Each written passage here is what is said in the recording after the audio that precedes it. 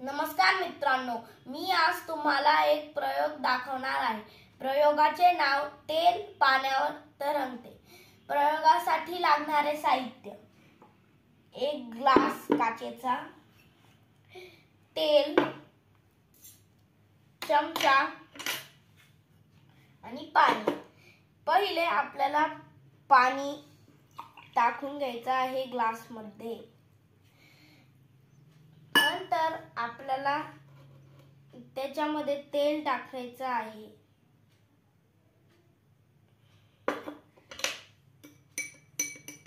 आता थोडंसं मिक्स करायचं आहे।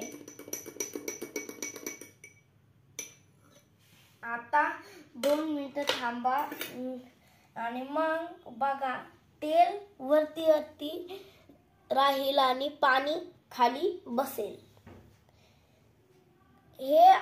हे कसं काय झालं?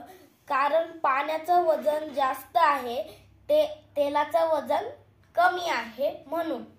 Thank you.